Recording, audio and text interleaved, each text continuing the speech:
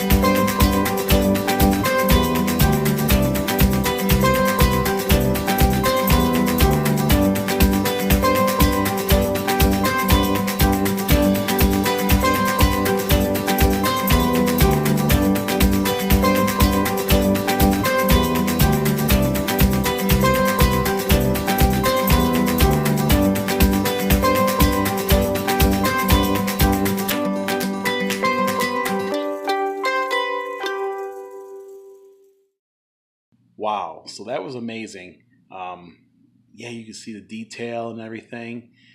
So now that I got this new software, I'm actually able to use some of my drone footage in upcoming vlogs. So if you guys like this vlog, give it a thumbs up. Please subscribe so you don't miss any more of these upcoming Smoky Mountain adventures. And there's going to be plenty of Smoky Mountain adventures just around the corner. Until next time, thanks for watching.